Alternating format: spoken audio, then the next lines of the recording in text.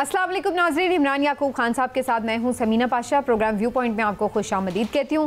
नाज़रीन, सियासी महाज पर आज भी बड़ी दिलचस्प और अहम खबरें हैं। एक तो हम देख रहे हैं कि महमूद खान अचकज़ई साहब ने भी इस बात की तस्दीक की है कि हुकूमत के साथ उनका एक राब्ता हुआ है और हुकूमत ने उनसे बातचीत के लिए हाथ आगे बढ़ाया है। लेकिन साथ ही उन्होंने ये भी जिक्र किया है कि बानी PTI इमरान खान साहब हुकूमत के साथ बातचीत करने के लिए तैयार नहीं हैं और वो ये कहते हैं कि उन्हें तैयार होना चाहिए, उनसे मुस्बत बातचीत होनी चाहिए। बहरहाल PTI के दीगर रहनुमाओं के साथ भी हुकूमत के लोगों के हवाले से कुछ बातचीत और मुस्बत इशारे ज़रूर मिले हैं, लेकिन सवाल फिर वही कि ये बातचीत मुस्कुराहटों का तबादला, खैर सगाली के जज्बात तक ही महदूद रहेगा या फिर इससे आगे निकल कर वाक़तन जो कोर इश्यूज़ हैं, जो जिसके ऊपर इतनी एक्सट्रीम पोजीशंस हमें नज़र आती हैं, चाहे वो हुकूमत की तरफ से हों, चाहे वो PTI की तरफ से हों, उनका कोई हल भी निकल सकता है और उनके ऊपर कोई दरमियाना रास्ता भी निकल सकता है। तो ये बड़ा अहम सवाल है, इसके ऊपर बात करेंगे आज।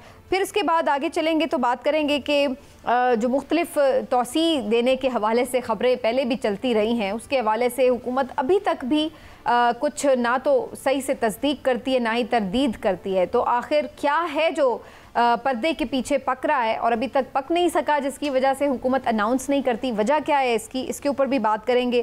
फिर कुछ आगे चलकर मईशत के बारे में भी ख़ास डिस्कशन शामिल करेंगे, क्योंकि मईशत के हालात भी आप सबके सामने और इसके ऊपर बड़े सीरियस किस्म के मामलात हैं जिसके ऊपर बात करना बड़ा ज़रूरी है। तो ये सब होगा जी आज इस हमारे प्रोग्राम में। आप सबको खुशामदीद कहती हूँ और ख़ासतौर पर आज खुशामदीद कहते हैं सायरा बानो साहिबा, रहनुमा GDA, सीनियर पॉलिटिशियन हमारे साथ आज मौजूद है प्रोग्राम में। सायरा बानो साहिबा, बहुत बहुत खुशामदीद और शुक्रिया आपका, आपने प्रोग्राम के लिए वक्त निकाला। मुझे इजाज़त दीजिएगा इमरान साहब से थोड़ा कमेंट लेते हैं, फिर आपकी तरफ भी मैं आती हूँ। इमरान साहब, अचकज़ई साहब ने ये तो कंफर्म किया है कि हुकूमत ने उनसे रब्ता किया है और राना सनाउल्लाह साहब ही बेसिकली इस वक्त पॉजिटिव कुछ नज़र आ रहे हैं मुज़ाकरात को लेके। अदरवाइज़ तो बहुत सारे जो दीगर हैं हुकूमती अरकान, वो तो इसके ख़िलाफ़ भी बात कर रहे हैं। लेकिन आपको लगता है कि ये हुकूमत की तरफ से कोई संजीदा कोशिश है? बिस्मिल्लाहिर्रहमानिर्रहीम। देखें समीना, बिल्कुल हुकूमत की तरफ से संजीदा कोशिश है। उसकी बुनियादी वजह यह है कि राना सनाउल्लाह साहब जो हैं, जैसे आपने ख़ुद फरमाया कि वो कोशिश कर रहे हैं और महमूद खान अचकज़ई साहब ने ख़ुद तस्दीक भी इसकी की है कि उनसे उनकी मुलाकात हुई है पार्लियामेंट में। तो मामला ये है कि राना सनाउल्लाह साहब शरीफ बरादरान के इंतहाई करीबी समझे जाते हैं।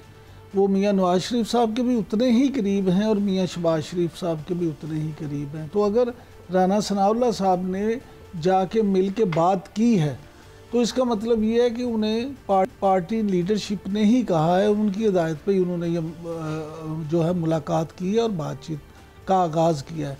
तो ये जाहिर करती है कि हुकूमत कहीं ना कहीं ज़रूर संजीदा है, लेकिन हुकूमत जो है वो संजीदा है पार्लिमान में, कि पार्लियामेंट में जो लोग मौजूद हैं उनके साथ PTI के अगरचे जो लोग हैं वो ही बेशक हों, लेकिन जो पार्लियामेंट में मौजूद है उनके साथ मुज़ाकरात हैं वो किसी तौर पे शुरू हो जाएं और अगरचे उनको इसकी हमायत हासिल हो बानी PTI की, लेकिन ये है कि इनसे मामलात हों ताकि मामला थोड़ा सा कूल डाउन और चीज़ें बेहतरी की तरफ जाएं। लेकिन महमूद खान अचकज़ई के हवाले से मैं एक बात ज़रूर यहाँ करना चाहूँगा कि महमूद खान अचकज़ई ने जो ये बात की है कि अगर जो है अपोजिशन के जो पेशकश है उसका गर्मजोशी से जवाब दे दे PTI तो ये शुरू हो जाते। तो असल में महमूद खान अचकज़ई साहब जो हैं वो हमेशा से, आपको पता, पार्लिमान की बालादस्ती पे यकीन रखते हैं और ये जो मुतालबा है बार बार PTI का कि हम सिर्फ इस्टेब्लिशमेंट से बात करेंगे, उनसे मुज़ाकरात करेंगे। रऊफ़ हसन साहब ने भी आज एक TV को इंटरव्यू के दौरान भी ये बात की है। तो ये सारी चीज़ें जो हैं महमूद खान अचकज़ई साहब ज़ाती तौर पे इसके हक़ में नहीं है। वो ये चाहते हैं कि पार्लिमान के अंदर ही बात हो और पार्लिमान में ही मामला आपस में सियासी जमातें मिलकर तय करें। सायरा बानो साहिबा, ये इमरान साहब का कहना है कि राना सनाउल्लाह साहब को यकीनन लीडरशिप की तरफ से गो अहेड मिला है और इसी वजह से वो आगे रब्ता कर रहे हैं। लेकिन मेरा सवाल आपसे थोड़ा इससे आगे का है, क्या सियासी लीडरशिप को भी कहीं से गो अहेड मिला है कि आप बात शुरू करें, या ये अपने तौर पर सिर्फ कोई टाइम गेनिंग टैक्टिक्स हैं? जी, मैं सुन रही थी। आपको याद होगा कि शहबाज शरीफ साहब ने कुछ अर्से पहले भी आगे लीडर ऑफ अपोजिशन से हाथ मिलाया और उनको मुज़ाकरात की दावत दी। फिर कुछ बाखबर ज़राए से पता चला कि उनको काफ़ी इस बात के ऊपर लेट हुई कि आपने कैसे बोला। तो मेरे ख्याल में अगर अब राना सनाउल्लाह और बाकी अभी आपने यूसुफ गिलानी साहब का भी बयान सुना होगा कि उन्होंने बोला कि जो शहबाज शरीफ साहब है वो टीम के कप्तान है और उनको मुज़ाकरात आगे बढ़ाने चाहिए। तो ऐसा मुझे लग रहा है क्योंकि इस वक्त जितनी भी सियासी जमातें देखें या हम सबको देखें, हम सब एक बंद गली में हैं। मतलब कोई आगे का वे आउट नजर नहीं आ रहा। कोई भी फरीक एक कदम पीछे हटाने को तैयार नहीं है कि मामला कहीं बैठकर। और उससे पहले आपने नवाज शरीफ साहब का भी कल से एक बयान चल रहा है कि सियासी जमातों को, एस्टैब्लिशमेंट को, लेकिन उसमें मुझे थोड़ा सा कुछ नजर आता है कि सारी सियासी जमातें, हुकूमतें और एस्टैब्लिशमेंट और इदारे तो आपके साथ हैं। तो इसका मतलब है कि वो दर पर्दा पीटीआई को नहीं कह रहे कि आके मुज़ाकरात की टेबल के ऊपर आए। तो मैं ये समझती हूँ कि इस वक्त जो हालात जा रहे हैं, सब सियासी जमातों को, एस्टैब्लिशमेंट को, अदलिया को और जो हमारी ब्यूरोक्रेसी है, सहाफत, इन सबको एक टेबल पे बैठ के इस मसले को सॉर्ट आउट करना चाहिए, वरना आगे कुछ दिख नहीं रहा। लेकिन ऐसे स्टेटमेंट्स तो सायरा बानो साहिबा पहले भी आए और बड़े पॉजिटिवली भी आए, लेकिन फिर हमने देखा कि दूसरी तरफ अगले ही दिन ये भी हम देखते हैं कि कोई गिरफ्तारियां हो रही होती हैं, कोई नए मुकदमात बन जाते हैं, कोई इस तरह की चीज़ें। तो उससे ये लगता है कि वो सिर्फ बस दिखाने के लिए स्टेटमेंट थे, क्योंकि अमली तौर पर तो उल्टा होना चाहिए कि सीबीएम के तौर पर कोई नरमी नज़र आए, लेकिन यहाँ तो उल्टा हमें नज़र आता है कि मजीद कुछ ऐसी चीज़ें हो जाती हैं। आपकी बात बिल्कुल सही है। इस पर बहुत सारे प्रोग्राम्स भी हुए कि एक तरफ तो आप सफेद झंडा लहराते हो और दूसरी तरफ आप गर्दन के ऊपर जो घुटने का जोर है वो बढ़ा देते हैं। अभी आपने देखा होगा कि बहुत सी जय्यत सहाफ़ी और मतलब जिनको बहुत पहले की खबरें पता चल जाती हैं, किसी साहिवाल जेल का जिक्र हो रहा है। यस कि उसके ऊपर क्वेश्चन मार्क उन्होंने किया हुआ है कि अटक या साहिवाल, फिर उसके बाद कहा साहिवाल, फिर कहीं से खबरें आई कि अभी ये मिलिट्री ट्रायल के लिए उसमें ये 4-5 दिन में फैसला हो जाएगा। तो मतलब एक अजीब सी सूरत हाल है कि एक तरफ से या तो ये सियासी जमातें ये शो करना चाहती हैं कि वो भी मजबूर हैं और वो चाहते हैं ये क्या कहते हैं जमहूरियत की बालादस्ती, जो कि है नहीं, तो शायद वो अपने आप को क्लीन दिखाना चाहते होंगे या बयानबाजी की हद तक है फैसला हो गया, क्योंकि ये वही लोग हैं जो रावी चैन लिखते हैं और ऐसे ही है। मुझे तो एक अजीब सी हालत सिचुएशन लग रही है। जी आगे ये भी बताया जाता है कि डंडा चलेगा, मजीद सख्ती होगी। ओहो, पहले तो कभी किसी ने देखा ही नहीं जो अब होने जा रहा है। इस तरह की होने जा रहा है, हम वो दौर भूल जाएंगे। और अभी जो क्या कहते हैं सेनेटर मुश्ताक साहब को पुलिस ने पकड़ा और एक ट्वीट थी उसपे कि चपेड़े मारी है और अब इसका मतलब है कि माफी नहीं मिलेगी। भाई एक तरफ से आप ये कह रहे हैं, तो मुझे नहीं पता कि किस बात को सच समझा जाए, किस बात को सच ना समझा जाए। सारा बानो साहब ये फरमाइएगा कि जिस तरह आपने खुद भी जिक्र किया मियां नवाज शरीफ साहब के बयान का और सारी सूरत जो आप डिस्कस कर रही हैं, दूसरी तरफ बानी चेयरमैन जो हैं पीटीआई इमरान खान साहब और उनके खवारी रऊफ़ हसन साहब ने भी आज भी एक इंटरव्यू किया कि हम तो जी हमेशा से एस्टेब्लिशमेंट के साथ मुज़ाकरात करना चाहते हैं, उसके हामी हैं और उसी से मुज़ाकरात करेंगे। खान साहब भी यही बात करते हैं। तो आप क्या समझती हैं, अगर खान साहब यही मौक़िफ़ रखेंगे तो फिर मियां नवाज शरीफ ने ये बात क्यों की है? देखिए, एक तरफ से देखा जाए तो खान साहब का मौक़िफ़ तो बिल्कुल दुरुस्त है ना कि ये पार्टी जिनको अवाम ने मुस्तरद कर दिया, ये किसी का सहारा लेकर ही इस जगह पर आए।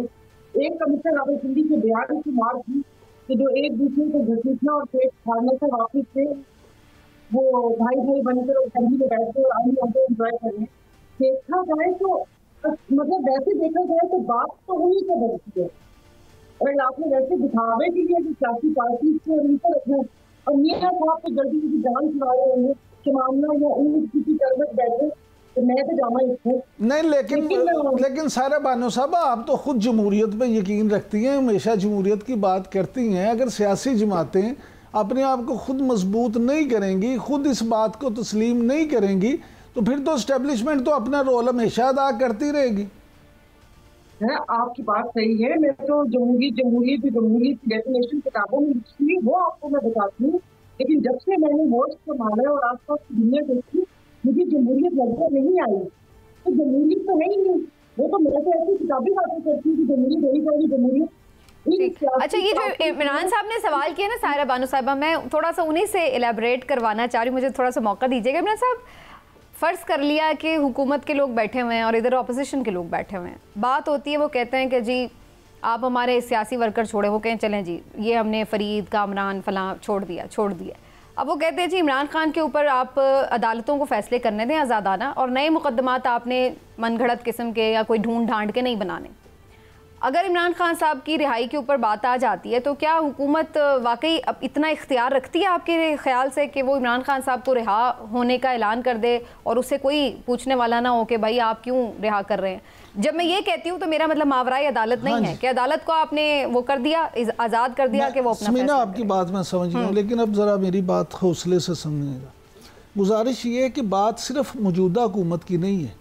मुझे 77 साल में कोई अभी तो आपने भी बात की, मैं तो आपसे सवाल आपकी बात का किया मैं उसी की बात कर रहा हूँ ना। अब सुने ना, 77 साल में कोई ऐसी हुकूमत बता दें जिसमें ये जुर्रत थी या ये हौसला था या ये ताकत थी कि वो इस तरह के फैसले अपनी मर्जी से कर। नहीं, मैं नफी नहीं कर रहा, मैं आपको हकाइक जो हैं वो दिखाना चाह रहा हूँ कि ये नहीं है। लेकिन ये होगा कब? मेरा सवाल ये था जो मैं सायरा बानो साहब से भी पूछ रहा था, मैं ये कह रहा हूँ कि जनाब ये होगा कैसे? इसी तरह होगा कि ये सियासतदान मिल बैठ के फैसला करेंगे। ये सियासतदान ही अगर आलाकार बनते रहेंगे, चाहे वो नून लीग हो, चाहे पीटीआई हो, पीपल्स पार्टी हो, जीडीए हो, तो फिर ये मामला हल नहीं हो सकता। करें ना कि इस ग्राउंड रियलिटी में जिसमें आज हम होना क्या चाहिए, मैं उस पर बात नहीं करी, जो ये ग्राउंड रियलिटी जो इस वक्त एग्जिस्ट कर रही है, तो इसमें तो ये आप इत्तेफाक करते हैं कि हुकूमत के पास ये मैंडेट नहीं है कि वो ये तय कर सके कि इमरान खान को बाहर होना चाहिए, वो ये तय कर सके कि जो धांधली के इल्ज़ामात हैं उसके ऊपर इंडिपेंडेंट इंक्वायरीज होनी चाहिए, वो ये तय कर सके कि जनाब जितने भी गैर सियासी मुकदमात हैं उनको ख़त्म होना चाहिए और 9 मई के ऊपर इंडिपेंडेंट इंक्वायरी कमीशन। ये 3 बातों के ऊपर क्या हुकूमत अपना स्टांस, अपना इंडिपेंडेंट दे सकती है? बिल्कुल दे सकती है। पीटीआई के साथ मिलके तमाम सियासी जमातें मिलके दे सकती है, अकेली मुस्लिम लीग नून नहीं दे सकती। सायरा बानो साहिबा, आप किस बात से इत्तेफाक करती हैं? जिस वक्त वजीर आजम ये बयान दे कि हम यकजान 2 तालिब हैं, एक स्टेज का जिक्र आया, आंखों के तारे का जिक्र आया, कैसे ये हुकूमत कर सकती है? इन किसी की भी कमर ही नहीं है। आप यहाँ पर प्रॉन्स की कमर नहीं होती लेकिन उसकी मार्केट वैल्यू बड़ी हाई होती है। कमर किसी की भी नहीं है कि कोई अपना स्टैंड कोई जमात ले सके। और अगर कोई इस किरदार के ऊपर उंगली उठाती है तो देखें, सबसे पहले तो मुहब्बे वतनी पर सवाल उठना शुरू हो जाते हैं। मैं तो सिर्फ एक वो कहते ना कि हदूदो कयूद का तयन कर सकती हूँ। समीना, मतलब मेरे जो बावर्ची का काम है वो बावर्ची का काम है, वो गाड़ी नहीं चला सकता, ना मेरा कुक ना मेरा ड्राइवर मेरे किचन में आ सकता है। सिंपल सी मिसाल बताइए, क्योंकि मेरे हल्के वाले भी देखते हैं तो उनको समझ आ जाती है कि मैं क्या कहना चाहती हूँ। तो ये अब खुदा जाने कहाँ से ये सब लोग आपस में बैठेंगे, ये नहीं हो सकता। मैं आपके प्रोग्राम में कह चुकी हूँ कि इवन जो हम लोगों की मीटिंग्स होती हैं, 5-6 जमातें अभी बैठी थी 4-5 माह पहले, बाखुदा किसी को किसी पे यकीन नहीं था कि यहाँ से उठने के बाद कौन कहाँ फोन करता है, या वहां पर जो बात हुई थी, जो लाया अमल तैयार हुआ था, उस पर किसी को यकीन नहीं। मतलब सब उठे और चाय वाय पी और ऐसे हो गया। तो उससे मुझे अंदाजा हुआ, जाहिर है आप देख में एक दाना देखते सारी पार्टीज का वो थोड़ी वो होता है, तो ये ऐसे ही है। और यहाँ पर इनकलाब और ये जो तहरीक और इनकलाब की बात करते हैं, ये टेबल टर्निंग है। मेरी तरफ टेबल आ जाए, मैं समझूंगी कि मैं इनकलाब लेकर आ गई और मेरी तहरीक कामयाब हो गई है। ऐसे नहीं हो सकता। अभी भी जब सियासी जमातें वहां बात करना चाहती हैं, वहां के सलाम से हम खुश हो जाते हैं। और जो मैंने आपको बोल दिया कि यकजान 2 तालिब और इस किस्म की चीजें होती हैं, तो फिर नहीं वो हो सकता। हमारी जड़ों में सलाहियत की हुई है, इसको बहुत थोड़ा सा लेकिन आगे बढ़ते हैं। इसमें एक बहुत इंपॉर्टेंट किरदार जुडिशरी का भी है, क्योंकि जहां हम ये बात करते हैं कि सियासतदान आज़ाद नहीं है, तो क्या जुडिशरी हमारी आज़ाद है? इस पर अब जाहिर है ये बात भी हो रही है कि जो हमारे चीफ जस्टिस साहब हैं उनको तौसीह दी जाए। खबरें कुछ होती हैं, फिर आके तरदीदें होती हैं, फिर उन तरदीदों के बावजूद कुछ इशारे दे दिए जाते हैं कि नहीं जी हम कुछ सोच रहे हैं, मुशावरत कर रहे हैं सबको मिला के। आपका क्या ख्याल है सायरा बानो साहिबा, तौसीह होनी चाहिए? और अगर होती है, अगर सबकी मुशावरत से होती है, तो ये आप इसको समझती हैं कि ये फिर ठीक है, जब आइन की पार्लिमान की बालादस्ती है तो जो मर्जी कानून साजी करें? नहीं, ये आप इस तोसी और मुद्दत मुलाजमत और इसकी बात कर रहे हैं कि नहीं होनी चाहिए, और आपने अब इन 77 सालों में जो कहते हैं ना कि इस सारे बिगाड़ में जो हाथ है वो हमारी अदलिया का ही है, कि जो एक फैसला हुआ था अब जस्टिस मुनीर साहब थे और उसके बाद से आप ये सारा कुछ देखें कि 44 साल बाद कहते हैं कि जो भुट्टो साहब को जो कतल था वो अदालती कतल था, वो गलत है। तो अभी भी आप देख लें कि हालात की किस तरीके से वो फैसले महफूज होते हैं, हालांकि जो महफूज होते हैं वो महफूज नहीं होते, वही गैर महफूज होते हैं, तो उसके रद्दो बदल और ये सारा कुछ होता है। ये जो अभी आपने पिछले 1-1.5 साल में सारा कुछ देखा, मैं तो उस तकरीब का बायकॉट भी कर दिया था जिसमें काजी फाइजी के साहब आए थे, क्योंकि जब मैंने उनको इन लोगों के साथ उनके बीच जुर्मत में बैठे देखा तो मेरे जो दिल के अंदर की इच्छा, वो आपने जुमला भी बड़ा तारीखी कहा था कि दुनिया को हजरत ईसा का इंतजार है और उन्हें काजी फाइज ईसा का, तो अब इतना उन्होंने इंतजार किया था तो वो अब इतनी आसानी से उन्हें कैसे जाने सारा बानो साहिबा। उन्होंने कहा कि मुझे नहीं पता था कि यहाँ पर सियासी तकरीरें होंगी, तो मुझे हंसी आ रही थी कि पार्लियामेंट में सियासतदान बैठे हुए तो सियासी तकरीरें होंगी, तो क्या हम लोग किस मौजूद पर गुफ्तगू करेंगे, मौसम की तो बात करेंगे, किस शायरी करेंगे। तो जो बिगाड़ है उस बिगाड़ की जिम्मेदार हमारी अदलिया है। अगर अदलिया इन गलत फैसलों के ऊपर खड़ी होती तो आज ये ना होता, अगर अदलिया तो खौफ होता। लेकिन आज आप देख लें कि वो जजिस का 6 खत खुद इंसाफ मांग रहे हैं लेकिन उनको इंसाफ नहीं मिल रहा। तारिक महमूद जहांगीरी साहब की डिग्री भी मनसूख कर दी गई है जामिया कराची की तरफ से, ये भी खबर आपने देखी होगी, और जो कल सारा वाकया हुआ है जी, उनका कि उन्होंने आके और किस तरीके से हुआ था और उसके ऊपर कैसे पोलिंग हुई थी और कैसे हमारे जैयद साहब के ऊपर वो एक्टिव हो गए थे। तो देखिए ना यहाँ पर कि आपने पहले माजी में भी देखा कि लाहौर हाई कोर्ट में क्या नाम किस तरीके से इंसाफ मिला। सबसे बड़ी बात जो अदालतें उठ के कम्युनिस्टेड बंदे के लिए एयरपोर्ट चली गई, वहाँ पर अपनी सारा कुछ हो गया, 4 वक्तों की जमानत 4 साल हो गए। तो मैं हो सकता है सारी बातें छोड़े, आपने हमारी खिलाड़ी नताशा वाली नहीं देखा, नताशा अदनान है, नताशा दानिश, नताशा दानिश। तो वो जिस तरीके से वहाँ पर है कि वो हॉस्पिटल में है, उनको चुन्नी बाबू का शुक्रिया कि वो अपनी रिपोर्ट उन्होंने जो एग्जैक्ट रिपोर्ट की वही दी, तो इंसाफ ऐसे ही है। उससे पहले शारद खिचोड़ी देख लें, नाज़िम कोठियो देख लें, रसूलुल्लाह गडानी को आप देख लें। मैं मिसालें दे रही हूँ इंसाफ कि हमारी आंखों के सामने सब कुछ हो रहा है, लेकिन आप मैं कुछ नहीं। जब इंसाफ देने वाले खुद ही इंसाफ मांगने पर आ जाए इमरान साहब, तो फिर हम क्या उनसे इंसाफ की तवक्को करेंगे। मैं इस पे नताशा दानिश वाले मामले पे एक ज़रूर बात करना चाहूँगा कि मुझे खुद कराची पुलिस के एक बहुत सीनियर आदमी ने, एक बहुत सीनियर अफसर ने मुझे बताया कि प्रॉब्लम ये है यहाँ पे कि उनकी रिपोर्ट आने के बाद आप ये देखें कि एक तो रिपोर्ट आ गई और पता चल गया कि वो बाकायदा इसका नशा करती हैं, बाकायदा, ये नहीं कि वो। दूसरी बात ये कि उस सीनियर पुलिस अफसर ने मुझे बताया कि कराची में पिछले 2 साल में दर्जनों बात कर रहा हूँ, 2-4 की बात नहीं कर रहा, दर्जनों नौजवान लड़के और लड़कियां इसकी वजह से हलाक हुए हैं, लेकिन उनके घर वाले जो हैं वो इस बात पे पर्दा डाल देते हैं और वो उसकी FIR ही नहीं कराते। अब मैंने उनसे ये पूछा, उसी सीनियर पुलिस अफसर से, कि बड़ी मेहरबानी आप मुझे तो ये बता रहे हैं, लेकिन आप मुझे ये भी बता दें मेहरबानी करके कि कराची पुलिस ने फिर उनके खिलाफ कार्रवाई क्या की है। ये देखें पूरा एक रैकेट है, ये कहाँ से आता है, आइस कहाँ से आती है, कौन लोग बेचते हैं, कौन कौन इसमें इन्वॉल्व हैं, तो हमारे कानून नाफिज करने वाले इदारे जो हैं वो इस पे क्या कर रहे हैं, तो इसका उनके पास कोई जवाब नहीं था। एक ब्रेक ले लेते हैं जी, ब्रेक से वापस आज मजीद चीज़ें हैं पॉलिटिकल, उनको भी डिस्कस करेंगे, हमारे साथ रहेगा।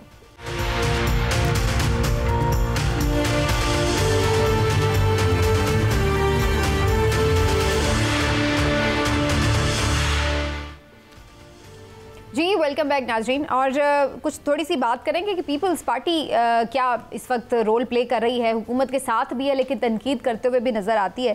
सारा बानो साहब, पीपल्स पार्टी बज़ाहिर लोग कह रहे हैं बड़ी स्मार्ट पॉलिटिक्स कर रही है, एक तरफ वो तनकीद भी करती है हुकूमत पर अवामी मफाद में, दूसरी तरफ उनके साथ भी है और आइनी ओहदे भी उनके पास हैं। आप समझती हैं कि जो पीपल्स पार्टी की इस वक्त पॉलिटिक्स है वो वाकई इस तरह की है कि जिसके ऊपर वो अपना वोट बैंक सेव कर रहे हैं और कर सकते हैं आगे भी? वोट बैंक की जगह से उनका वोट बैंक खुदा तकरीबन खत्म हो चुका है। वो तो आपको पता है कि इलेक्शन कमीशन और फिर यहाँ पे हुसैन के निसार दुरानी साहब और इन सब चीजों की मेहरबानी है, और वो कौन सा रोल प्ले कर रही है, डबल रोल प्ले कर रही है, और राम और शाम का रोल प्ले कर रही है। तो वो एक तरफ से तो अपने ओहदे में इंजॉय कर रही है, लेकिन दूसरी तरफ से थोड़ी सी वो हुकूमत के साथ वो कहते हैं कि उनका वो इट खड़कता ऐसे बोलते हैं पंजाबी में, वो चल रहा है। तो अब देखिए, क्योंकि वो तो जमहूरियत के अलग बरदार है, लेकिन उनकी नाक के नीचे जो कुछ होता आया है और हो रहा है, तो उनको अपना इस इमेज बनाने के लिए और उसको सेव करने के लिए कुछ न कुछ करना पड़ेगा। तो विकेट के दोनों तरफ खेल रही है। एक तरफ से आपको पता है कि शुरू में उनकी ख्वाहिश थी कि सीपीआई के साथ यहाँ हो जाए और वो वहाँ पर वसात में गवर्नमेंट बना लें, और पंजाब में स्पेशली यूनियन सफाई की तरफ है, लेकिन देखिए आगे क्या होता है। राइट वैसे ये खबरें इमरान साहब वैसे काफ़ी साफ़ी भी दे रहे हैं कि ये पहले भी जो 8 फरवरी को भी ये ऑप्शन दी गई थी कि जी पीपल्स पार्टी के साथ पीटीआई की हुकूमत अगर बनती है तो पीपल्स पार्टी को गो अहेड था कि आप बात कर लें, और ये अब भी कहीं ना कहीं ऑप्शन ये कहीं एग्जिस्ट कर रही है कि अगर पीटीआई के साथ पीपल्स पार्टी मिला के हुकूमत बना लें तो थोड़ा सा इस पर शायद नरमी हो सकती है। देखिए पीटीआई के पास ऑप्शन एक ही है कि माइनस इमरान है, जिसके साथ भी उन्होंने बात कर दी है माइनस इमरान है। इमरान खान के लिए अभी तक इस वक्त तक आज तक तो कोई ऐसी नरम गोशा नहीं है कि पीपल्स पार्टी के साथ मिल जाएं तो उनके लिए आसानी है, जीडीए के साथ मिल जाएं तो उनके लिए आसानी है। इमरान खान और 9 मई जब तक ये 9 मई वाला मामला है, इमरान खान साहब इस पे आके बाकायदा माफ़ी नहीं मांगते, इस पे मामला पूरे नहीं होते, उनके लिए कोई किसी किस्म की राहत नहीं। बाकी पॉलिसी बदल जाए तो मैं कुछ कह नहीं सकता। लेकिन सारा बानो साहब मैं आपसे ये ज़रूर जानना चाहूँगा कि कभी हुआ ये करता था कि मिरर में, गार्डियन में आर्टिकल छपते थे शरीफों के ख़िलाफ़ और इमरान खान साहब बड़ी बगलें बजाते थे और पीटीआई वाले बड़े मार के तौर पे आके हमारे ही प्रोग्रामों में बताते थे कि देखें उसके ख़िलाफ़ ये छप गया देखें। अब वही मामला उनके साथ हो रहा है। अब आज भी जो आर्टिकल छपा है उसमें तालिबान दोस्त का इल्ज़ाम भी लगा है। तो आप क्या समझती हैं कि ऑक्सफोर्ड यूनिवर्सिटी के चांसलर का जो इंतखाब है उसमें इमरान खान वाकई ही इतने पॉपुलर हैं कि लोग उनसे डर गए हैं, या गोरे वैसे उनका ये रूप भी सामने ला रहे हैं? मेरा नहीं ख्याल कि वो वहाँ की गवर्नमेंट इस मसले में पड़ेगी, और यहाँ पर इतने मसाइल चल रहे चले कुछ अर्सा तो ये सारा मसला बना रहा, लेकिन जिस किसी ने भी पेपर जमा करवाए ये मसला दिया उनको पता था कि ये हो नहीं सकता, तो वो हो गया। तो वहाँ पर ये सारे मुकदमात और ये सारी चीज़ें, और ये वही लोग हैं जो गवर्नमेंट में सारे सबके मशवरे देते रहे इस तरह से, और भी बहुत सारी चीज़ें हैं। नहीं, लेकिन आपकी राय इस पे क्या है? ये एक अच्छी पॉजिटिव चीज़ है ऑक्सफोर्ड का इलेक्शन अगर वो लड़ रहे हैं, तो ये आपके ख्याल से अच्छी बात है, या आप हमें मतलब आपको मुझे आज तक पता ही नहीं था कि इसका कोई इलेक्शन भी होते हैं, इसके चांसलर की इतनी अहमियत होती है, वो पूरी दुनिया में लोगों की वो नजरों का वो बना हुआ सेंटर बनी हुई है ये खबर, और बाकी भी कैंडिडेट थे उनकी भी नाम पता चले और बाकी सारी चीजें पता चली। ये एजाज पाकिस्तान के हिस्से में आते थे की बात हो गई। बल्कि मैं तो सोच रही थी कि अगर इमरान खान साहब इसमें हिस्सा ना ले रहे होते तो जब कभी ये इलेक्शन होते भी कोई बन भी जाता तो शायद पाकिस्तान के अखबारात में आखिरी सफ़े पे एक कॉलम की भी जगह ना मिलती इस खबर को कि कौन यूनिवर्सिटी का चांसलर बन गया है। लेकिन अब पूरी दुनिया का मीडिया जो है वो इसको हेडलाइंस में ले रहा है जस्ट बिकॉज के इमरान खान उसको रन कर रहे हैं इलेक्शन को। और जो कैंडिडेट्स हैं उनका भी नाम पता चल गया। उससे पहले इमरान साहब ने कहा था कि माइनस इमरान के बाद पीटीआई है। जो भी यहाँ पर चेहरे हैं इनको पहचानता कौन है, इनको जानता कौन है? और अपने पीटीआई के लोग उनके साथ कर क्या रहे हैं इमरान साहब सोशल मीडिया पर? आप जरा देखें, ये जो इस वक्त लोग पीटीआई को रिप्रेजेंट कर रहे हैं उनका अपना वर्कर जो पीटीआई का है वो उनके साथ सलूक क्या करता है सोशल मीडिया के ऊपर, आप अंदाजा नहीं लगा सकते। इतना बुरा सलूक तो वो पीएमएलएन के साथ नहीं कर रहे होते जितना उनके साथ क्लास ले रहे हैं। मैं तो हमेशा आपसे कहता हूँ कि पाकिस्तान में ये सियासी जमातें शख्सियत परस्ती है। इमरान खान साहब के बगैर पीटीआई सिफर है। इसमें कोई जो मर्जी हो कुछ नहीं है। नवाज शरीफ के बगैर मुस्लिम लीग नून सिफर है, बिलावल भुट्टो जरदारी के बगैर पीपल्स पार्टी सिफर है। यही तो हमारा आलमी है। और जो जमातें हैं चंद जो वाकई ही तंजीमी तौर पे लोगों को मुंतखब करती हैं और जिनमें मरूसियत नहीं है, वो बेचारी टांगे की पार्टी हैं, उनके पास वो जगह ही नहीं है। तो ये अलमिया तो है हमारे यहाँ सियासत का। लेकिन असल चीज़ यही है कि सारी जमातें एक दूसरे को स्पेस दें और सब एक दूसरे का वजूद तस्लीम करें, कोई किसी को माइनस करने की कोशिश ना करें। हाँ, आवाम अगर अपने वोटों से किसी को माइनस करती है तो वो एक अलग बात है, लेकिन इस माइनस करने के चक्कर में कभी किसी एक सियासतदान तो कभी दूसरे सियासतदान, हमारे जो हालात हैं वो इस नहज तक आ चुके हैं कि इस वक्त भी हमें ये नज़र आ रहा है कि कोई चीज़ जो है वो इस वक्त मुल्क में सही समत पर जाती हुई नज़र नहीं आ रही। और ये हालिया सर्वे जो है उसमें भी हमें पता चल रहा है। सायरा बानो साहिबा, आपका बहुत बहुत शुक्रिया, आप प्रोग्राम में हमारे साथ मौजूद रही, थैंक यू। और इंशाल्लाह दोबारा भी आपको जहमत देते रहेंगे। इमरान साहब, एक चीज़ के ऊपर आपका मैं कमेंट लूँगी और फिर उसके बाद ब्रेक की तरफ जाएंगे। ये भी हमने देखा कि पंजाब में बड़े पैमाने पर रद्दोबदल हुए हैं कुछ जजेस के, ख़ास तौर पर इंसदाद दहशतगर्दी अदालत के जजेस जो हैं उनको इधर उधर किया गया है अल्टीमेटली। आपको क्या नज़र आ रहा है, इसके पीछे कोई ख़ास मकासद है? कोई ख़ास मकसद नहीं है। जब भी चीफ जस्टिस नए आते हैं लाहौर हाई कोर्ट या किसी भी हाई कोर्ट के, तो ये रूटीन में होता है। और ये इस दफ़ा भी जो ये तबादले हैं ये रूटीन में ही है। माजी में भी अगर आप देखें चीफ जस्टिस जब नए आते हैं तो ये उस तरह से होता है। पुराने चीफ जस्टिस जो मलिक शहजाद साहब थे वो क्योंकि रहे ही सिर्फ 2 महीने हैं, इसलिए वो उस वक्त ये तबादले उस तरह से नहीं हुए।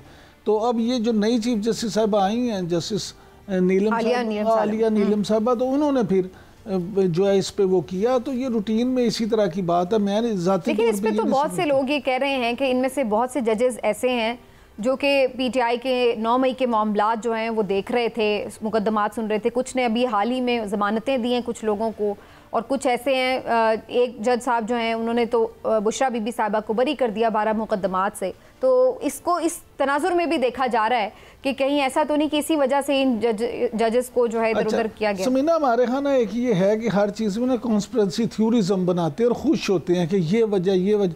मुझे आप ये बताएं, 9 मई के केसेस पंजाब के किस ज़िले में नहीं है? कोई ज़िला है ऐसा जिसमें नहीं है? और वो जो जज साहब हैं अगर लाहौर से बदल के रहीमयार खान चले गए हैं तो रहीमयार खान में भी है, कसूर से बदल ऐसे भी हैं जिनको ओएसडी बना दिया है। मेरी गुजारिश तो सुने ना, ज्यादातर तो वही है ना जो कहीं ना कहीं लग गए हैं। कसूर से अगर कोई उकाड़े चला गया तो उकाड़े में केस वही है।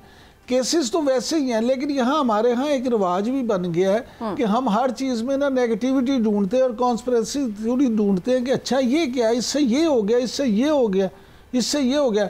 ये साफ, मेरी नजर में तो ये साफ क्योंकि हमारा मुल्क तो बिल्कुल आईन और कानून के मुताबिक चल रहा है। नहीं, कोई कभी किसी ने साजिश किसी के खिलाफ की ही नहीं है, कोई पॉलिटिकल इसका मतलब देखी ही नहीं ताइनातियां। इसका मतलब ये है कि आप chief justice Lahore high court को साजिशी करार दे रही हैं और उनको ये कह रही हैं कि उन्होंने ये सारा गलत किया। मैं तो ये नहीं कह रही, मैं तो कह रही हूँ तो उन्होंने किए बिल्कुल नॉर्मली हो रही। नहीं, तबादले तो उन्होंने किए ना। मैं स्पेसिफिक इस पॉइंट पे बात ही नहीं कर रही। मैं तो ये कह रही हूँ, आपने ये जो बात की ना कि हर चीज में हम लोग साजिश नहीं, मैं तो ये तो उसकी वजह ये है कि हर चीज में हमने एक तारीख में देखा है होता हुआ कि किस तरह से क्या क्या चीजें हुई हैं और कैसे हुई हैं। तो फिर क्यों हर कोई जाहिर है वो फिर दूसरी आंख से भी देखता है। मैं आपसे सिर्फ ये अर्ज कर रहा हूँ कि ये जो अदालती मामलात है ना, ये तबादले हुकूमत नहीं करती।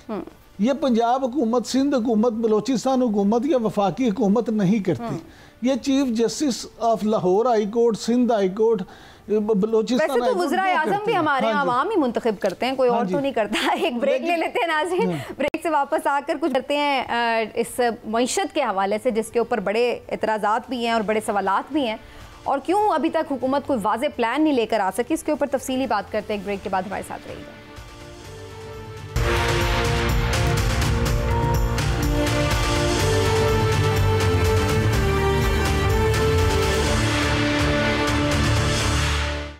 वेलकम बैक नाजरीन। 2-3 अहम चीज़ें जो इस सेगमेंट में डिस्कस करेंगे। एक तो जो कैसर बंगाली साहब ने कल इस्तीफ़ा दिया उसके ऊपर बात करेंगे। क्या वाकई हुकूमत अभी तक संजीदा ही नहीं हो पा रही? तो कब संजीदा होगी अपनी शाह खर्चियाँ कम करने में, अगर इस तरह की मईशत के हालात में भी अपने एक्सपेंडिचर्स को कट डाउन नहीं किया जा रहा। दूसरा अहम मामला देखने में ये बताया जा रहा है कि मूडीज़ ने अच्छी रेटिंग कर दी। ये भी देखने में आ रहा है कि जी हम सिंगल डिजिट में महंगाई ले जाएंगे, लेकिन अवाम का तो हाल उसी तरह ही नज़र आ रहा है, वो उसी तरह पिसे हुए नज़र आ रहे हैं। इसकी क्या वजह है? और फिर ये भी कि FBR ने जो वसूलियों के अहदाफ मुकर्रर किए थे वो भी कोई हमें इस पिछले 2 महीने में तो कम अज़ कम नज़र नहीं आ रहा कि उसके करीब तर भी हों, बल्कि बड़ा ज़्यादा डिफरेंस है। तो ये किस तरह से पूरा होगा और इन्वेस्टमेंट क्यों नहीं आ पा रही अभी तक भी, इसके ऊपर भी बात करेंगे। आज हमारे साथ ख़ास तौर पर तशरीफ़ फरमा है हारून शरीफ साहब, माहिर मईशत, साबिक चेयरमैन बोर्ड ऑफ इन्वेस्टमेंट। उनसे इस मामले पर तफसीली गुफ्तगू करेंगे। हारून शरीफ साहब, बहुत बहुत शुक्रिया सर, आपने प्रोग्राम के लिए वक्त निकाला। हारून शरीफ साहब, यहीं से बात का आगाज़ कर लेते हैं। कैसर बंगाली साहब बड़े वेल नॉन इकोनॉमिस्ट हैं और उन्होंने 3 हुकूमती कमेटियों से इस्तीफ़ा दे दिया और उन्होंने कहा जो हमने तजावीज़ दी उसके ऊपर इम्प्लीमेंट नहीं हुआ और हुकूमत अपने जो अखराजात हैं उनको नहीं ख़त्म कर रही बल्कि आम लोगों के ऊपर बोझ बढ़ा रही है और एहतजाजन वो मुस्ताफ़ी हो गए। आपके नज़दीक ये वाकई इस तरह के जो इन्होंने एलिगेशंस लगाए ये ठीक है और हुकूमत फिर कब संजीदा होगी अगर इस तरह की मईशत में भी इनकी ये सूरत हाल है? इसके 2-3 पहलू हैं। पहली चीज़ तो ये है कि जो हमारी हुकूमतें हैं वो प्रोफेशनल्स को कमिटीज़ में तो ले आती हैं और लेकिन उनको जो उनकी राय होती है वो फिर ब्यूरोक्रेट्स जो हैं उसको सेकंड गेस करते हैं। तो अगर ब्यूरोक्रेसी ने ही फैसला करना है उसकी राय के ऊपर तो वो फिर प्रोफेशनल के लिए मुनासिब नहीं है एक्चुअली इन कमिटीज़ में जाएं, क्योंकि देखें ना, एक आदमी आता है, अपनी मेहनत करता है, रिपोर्ट्स बनाता है। जैसे आपको याद हो पहले इशरत हुसैन ने सिविल सर्विस रिफॉर्म की बनाई, अभी ये ऑस्टेरिटी के ऊपर बन रही है। तो जब फिर फैसला होता है तो लोग डिजेक्टेड हो जाते हैं। मुझे एग्जैक्ट तो नहीं पता, कैसर हमारे दोस्त हैं कि उन्होंने क्यों छोड़ा है, लेकिन मैं क्योंकि उनके नज़रियात और उनकी थिंकिंग समझता हूँ, मेरा ज़ाती ख्याल ये है कि जो भी कमेटी की सिफारिशात थी उसके अंदर बहुत सी चीज़ें थी कि आपने अपनी मिनिस्ट्रियों के अटैच डिपार्टमेंट्स को मर्ज करना है, आपने कहाँ से खर्च कम करना है, पब्लिक सेक्टर डेवलपमेंट प्रोग्राम को रीप्रोफाइल करना है। लेकिन जब फैसला आया तो वो 1-2 चीज़ें जो हुई, जैसे यूटिलिटी स्टोर्स वगैरह थी, तो उसमें फिर एम्प्लॉइज के ले ऑफ के ऊपर से काम शुरू हुआ, जिसमें आपने प्रोटेस्ट भी देखा। एक तो कैसर की अपनी थिंकिंग ये है कि वो बहुत लेबर को सपोर्ट करते हैं। दूसरा, जिस पार्टी के थ्रू वो काम करते हैं, पीपल्स पार्टी, वो तो वैसे ही प्राइवेटाइजेशन के और सेल ऑफ के खिलाफ है। तो मुझे लगता ये है कि इख्तलाफात यहाँ हो, ये तो कैसर की बातें ज्यादा बेहतर वो जानते हैं। लेकिन मैं जो नुक्ता ये बताना चाह रहा हूं कि हुकूमत जब अपने अखराजात कम करती है तो हुकूमत के पास बेतहाशा एसेट्स ऐसे हैं जहां लोगों को ले ऑफ किए बगैर खर्चा कम किया जा सकता है। मसलन हुकूमत के पास में, अभी नंबर मुझे एग्जैक्ट नहीं पता, एक वक्त पता था, इनके पास 100 से ज्यादा रेस्ट हाउसेज हैं जिसमें पॉलिटिशियन और ब्यूरोक्रेट्स जाके छुट्टियां गुजारते हैं। आपके पास वो प्राइम लैंड है, आपके पास GORs हैं, आपके पास गवर्नर हाउसेज हैं। अब मुझे बताएं कि गरीब मुल्क में नथिया गली में गवर्नर हाउस रखने की क्या रीजनिंग बनती है?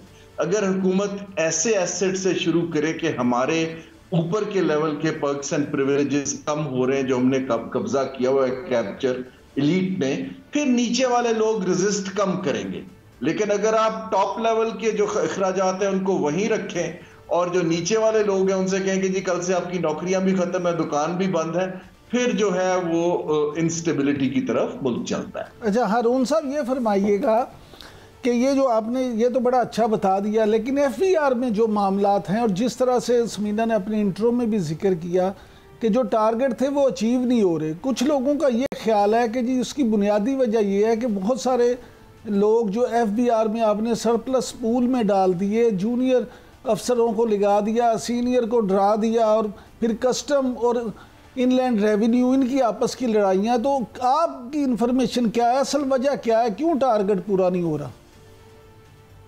देखिए, FBR का हम कब से सुनते आ रहे हैं। एक तो मैं आपको बड़ा क्लियरली बताता हूं कि FBR कोई दो राय नहीं है एज एन इंस्टीट्यूशन एक फेलुअर, और वो फेलुअर की वजूहात बेतहाशा हैं। इनकम्पिटेंस भी है, टैक्स बेस भी नैरो है, करप्शन भी है, फिर लोगों को आप बार बार चेंज, गवर्नेंस भी है। तो ये चीजें तो हैं। अब दुनिया जहान में आप इसको टैक्स पॉलिसी जो है वो हुकूमत का काम होता है, टैक्स कलेक्शन जो है वो FBR का काम होता है, क्योंकि वो सिर्फ एक कलेक्टिंग एजेंसी है। वहां जितना आप ह्यूमन टच कम कर देते हैं दुनिया जहान में, आपका टैक्स कलेक्शन बढ़ता है। जहां ह्यूमन टच बढ़ाते हैं वहां पर करप्शन भी बढ़ती है और आपकी कलेक्शन भी नीचे चली जाती है। ये तो एक जनरल थ्योरी है। लेकिन आप ये जो FPR की स्पेसिफिकली टारगेट्स की बात कर रहे हैं, मैं तो उसका संजीदा जवाब ये है कि जिस मुल्क में इकोनॉमी की शरह ग्रोथ 2% के आसपास हो, तो वहां पर टैक्स कहां से आएगा? जब आप पैसे कमाएंगे, वेल्थ क्रिएट होगी तो टैक्स आएगा, वरना आप सैलरीड क्लास या जो आपके पास रजिस्टर्ड लिस्टेड कंपनीज है, आप उनको मजीद स्क्वीज करते जा रहे हैं।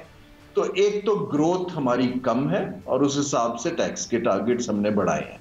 दूसरी चीज इसके अंदर यह है कि हम डेस्परेटली फेल हो रहे हैं जो टैक्स नेट को एक्सपैंड करने की बात होती है। आपने अभी ट्रेडर्स का देखा है, ना हम रियल एस्टेट वालों को पकड़ पाए हैं अभी तक, ना प्रोफेशनल्स को, कंस्टिट्यूएंसीज को हम प्रोटेक्ट जो कर रहे हैं। एग्रीकल्चर इनकम देखें, सिंपल प्रिंसिपल है, मैंने बहुत दफा बात की ट्रेडर्स से भी, एग्रीकल्चरिस्ट से भी। सवाल यह है कि अगर कोई आदमी आमदन कमाता है तो उसको इनकम टैक्स देना चाहिए। ये चीज नहीं समझ आती कि कहां से कमा रहा है। जब आपने कमा लिया मुनाफा तो उस पर टैक्स लगना चाहिए। तो हम क्योंकि कुछ कंस्टिट्यूएंसीज को प्रोटेक्शन देते हैं, FBR तब चलेगा जब इंडिपेंडेंट प्रोफेशनल गवर्नेंस आएगी और ऑटोमेशन पे इन्हिसार बढ़ेगा, लोगों का एतबार। अभी एक ट्रस्ट डेफिसिट बहुत बड़ा है, कोई बंदा आपके साथ तावन नहीं करता। उन हालात में फिर इदारे को परफॉर्म करना मुश्किल दिखाई देता है। हारून साहब, अभी तो वज़ीर आज़म ने अपना बहुत ही बाएतमाद जो साथी और उनकी नज़र में बड़े वो जो है काबिल आदमी है, राशिद महमूद लंगरेयाल साहब, उनको FBR का चेयरमैन लगाया है। तो अगर वो भी नाकाम होते हैं तो फिर आप क्या समझते हैं, मिनी बजट आवे या आवे? देखिए जी, मिनी बजट्स पाकिस्तान की तारीख में कोई ऐसी तज्जुब की बात नहीं है, क्योंकि पाकिस्तान जो है बिल्कुल स्ट्रगल करता है बजट की सैंक्टिटी। लेकिन अब बजट को मैं क्यों संजीदा लूं अगर 3 माह के अंदर अंदर बजट ने बदल जाना है? लेकिन लोगों को एक बड़ी वजह, और मैं इसको इन्वेस्टर से भी लिंक करता हूं, इन्वेस्टर को पॉलिसी की कंसिस्टेंसी चाहिए। पाकिस्तान में पॉलिसीज नहीं है। जब पॉलिसीज नहीं है तो वो पॉलिसीज का तयन बजट्स को या फाइनेंस बिल को देखकर करते हैं। फाइनेंस बिल 3-4 माह के अंदर बदल जाता है, तो फिर ऐसी मईशत के ऊपर लोग लॉन्ग टर्म पोजीशन नहीं लेते। अब जो उनके अगर वजीर आजम के पुरएतमाद साथी हैं, मैं उनको लाइक पर्सनल प्रोफेशनल उनको मिला हूं, लेकिन सवाल यह है कि उनका कोई ट्रैक रिकॉर्ड है FBR चलाने का? ये तो टाइम बताएगा ना जी। ये जो मुझे समझ आ रहा है कि जो जनरलिस्ट ब्यूरोक्रेट्स को ट्रस्ट की वजह से, अपने बंदे की वजह से जब हम लगाते हैं, तो उनके ये मेरे हिसाब से किसी प्रोफेशनल्स को 5 साल के लिए आप लगाएं, उनके पीछे खड़े हों और उनके मामलात में इंटरफेयर ना करें, सिर्फ टारगेट्स की बात करें। प्रोफेशनल प्रोग्रेसिव मईशतें इस तरह चलती हैं। लेकिन हारून शरीफ साहब, इस वक्त जो आपने भी ग्रोथ की भी बात की, उस पर एक बड़ा मसला जो आ गया है वो बिजली के बिलों का है, और उसकी वजह से हमारी ज़ाहिर है इंडस्ट्री को भी नुकसान पहुंच रहा है, हमारी ज़राअत भी कहीं ना कहीं मुतासर हो रही है, और आम सारिफ जो घरेलू हैं वो तो हो ही रहे हैं। इसका क्या हल है? क्योंकि एक तरफ हुकूमत कह रही है हम सोलराइजेशन करेंगे, तो फिर जो ये आपने IPPs सफ़ेद हाथी बना लिए हैं, इनको कैसे, इनका पेट कैसे भरेगा? इसमें ना देखिए, इसमें पहली चीज खाली बिजली के बिल नहीं है, ये एक कॉस्ट ऑफ डूइंग बिजनेस का मसला है, जहां पाकिस्तान कंपेटिटिव नहीं रहा, क्योंकि हमारी काम करने की कॉस्ट हमारे कंपेटिटर से खासी ज्यादा हो गई है। बिजली का उसके अंदर एक बड़ा हिस्सा है जहां तक इंडस्ट्री का लिंक है, क्योंकि हमारी जो टेक्सटाइल 60% एक्सपोर्ट है वो खासी एनर्जी कंज्यूमिंग इंडस्ट्री है। अब इसका कोई शॉर्ट टर्म में हल नहीं है, लेकिन अगर आप सिमट बनाएं तो जो 3-4 चीजें मुमालिक ने की हैं, पहली तो हमें ट्रांजिशन करना है मईशत के ढांचे को, कि हम ज्यादा एनर्जी कंज्यूमिंग इंडस्ट्री या बिजनेसेस से निकल के हम कम एनर्जी की तरफ जाएं। फॉर इंस्टेंस IT का शोबा ऐसा है जो एक लैपटॉप पे आप उतना ही कमाते हैं जितना आप एक टेक्सटाइल मिल पे कमाते हैं, सो हमें एक तो प्रोग्रेसिव ऐसी तरफ जाना है, क्योंकि एनर्जी की कॉस्ट जिस मुल्क में 58% तेल पे इन्हिसार हो, इंपोर्टेड पे, तो कभी भी तेल की कीमत ऊपर जाएगी तो आपकी कंपेटिटिवनेस खत्म हो जाती है। ये एक तो ट्रांजिशन करनी है मईशत के ढांचे की। दूसरा आप देखिए कि बिजली, क्योंकि इनके पास तो इस वक्त ज्यादा है और हुकूमत सारी बिजली IPP से खरीदती है।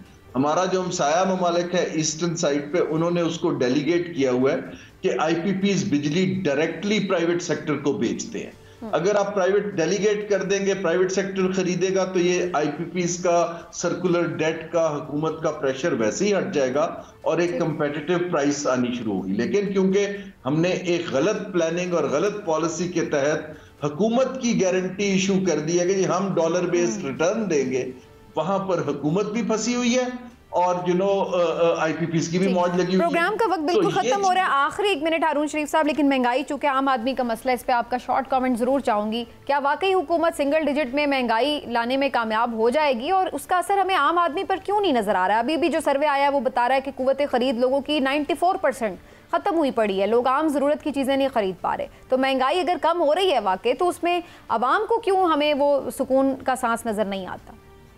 जी, महंगाई नहीं कम हो रही, महंगाई की शरह कम हो रही है। देखिए, एक चीज जिस लेवल पे आ गई है, अब वो 20% बढ़ने की बजाय 10% बढ़ रही है। आपको ये समझना है, चीजें ऑलरेडी बहुत महंगी हो चुकी हैं पिछले 2 साल में, तो जो कंजम्पशन पावर है वो पहले ही स्क्वीज हो गई है। ये एक गलत ख्याल है कि महंगाई कम हो रही है, महंगाई के बढ़ने की शरह कम हो रही है। तो अब इस सूरत हाल में टारगेटेड सब्सिडीज के अलावा चारा नहीं है शॉर्ट टर्म में।